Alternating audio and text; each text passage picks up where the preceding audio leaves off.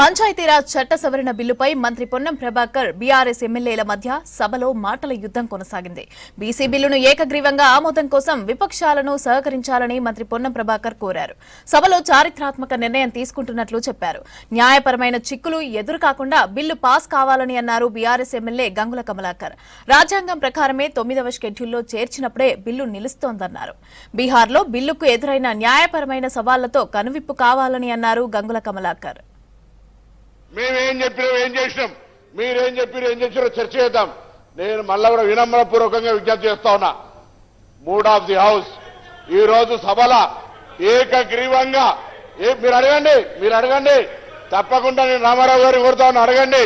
వాటి మీద చర్చ చేస్తాం. మేము కూడా బలహీన వర్గాలకు న్యాయం చేయమని అడుగుతా ఉన్నాం. కాబట్టి బరాబర్ మీరు వాయిస్ ఎత్తుతలేరు. కమలాకర్ గారు చెప్తా ఉన్నారు, సోదరుడు ఇలా మీరు మామూలు అడుగుతా ఉన్నారు కదా, దయచేసి రాజకీయం వల్ల నేను ఎవరిని కూడా టెంప్ట్ చేయడానికి ఇవ్వాలని మాట్లాడదలుచుకోను. కానీ అధ్యక్ష పదవి, శాసనసభ పక్ష పదవి, కార్యనిర్వాహక అధ్యక్ష పదవి ఒకటే దగ్గర ఉంటే నేనేమన్నా అద్దాను అధ్యక్ష, నాకేం సంబంధం, మీ పార్టీ ఇవాళ ఒకటే అడుగుతాను. దయచేసి ఇవాళ సభ యొక్క ఆలోచన విధానం ఏకగ్రీవంగా ఉండాలి. నేను గౌరవ శాసనసభాపతిని విజ్ఞప్తి చేస్తా ఉన్నా.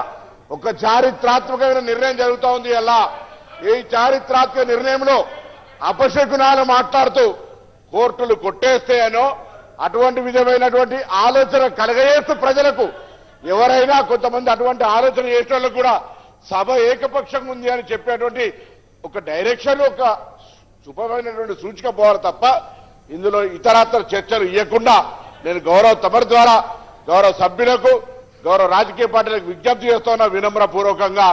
ఇది ఒక సోషల్ జస్టిస్ కు సంబంధించిన ఒక పెద్ద చారిత్రాత్మక నిర్ణయం ఉన్నది అని చెప్పే ప్రయత్నం చేయాలి. నేను గౌరవ వర్కింగ్ ప్రెసిడెంట్ కేటీఆర్ గారిని కూడా కోరుతా ఉన్నా, ఇవాళ డిఫరెంట్ ఆఫ్ ఒపీనియన్ రావద్దు, ఇందులో ఏకగ్రీవంగా రావడానికి మీరు సహకరించి పార్టీని ముందుకు తీసుకుపోవాలని సందర్భంగా కోరుతా ఉన్నా. దీన్ని కూడా 42% రిజర్వేషన్ కావాలంటే మా సూచన తీసుకోమంటున్నా. We are requesting the government. నేనేమంటున్నా, అది కావాలంటే అధ్యక్ష జీవో ఇయ్యంగానే ఇమ్మీడియట్ గా న్యాయస్థానం నిలబడదు. కాబట్టి రాజ్యాంగ పరిధిలో 9వ షెడ్యూల్లో చేర్చినప్పుడే దీనికి సెక్యూరిటీ వస్తుంది, కాబట్టి ప్రొటెక్షన్ వస్తుంది. కాబట్టి ఆ దిశగా ప్రభుత్వం ఆలోచన చెయ్యండి.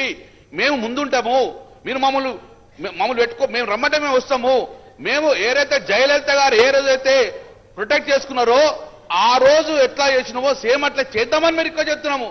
పిల్లికి చాపనార్థాలు పెడతానే మేమేమంటాము, ఈ బిల్లు పాస్ కావాలి, తర్వాత జీవో రావాలి. జీవో ఇంప్లిమెంటేషన్ ఎలాంటి న్యాయ వ్యవస్థకు ఇబ్బంది లేకుండా ఇంప్లిమెంటేషన్ కావాలని కోరుకుంటున్నాం అధ్యక్ష. కావాలంటే ఇగో ఈ సూత్రం పాటించండి. తమిళనాడు పాస్ చేసుకున్నది, బీహార్ ఫెయిల్ అయింది. కాబట్టి మనం బీహార్ దిశలో పోవద్దు, తమిళనాడు దిశగా పోవాలి అంటే డెడికేటెడ్ కమిషన్ యాక్ట్ 1950 ప్రకారము అట్లా వేయండి. ఇంకా సమయం ఉన్నది.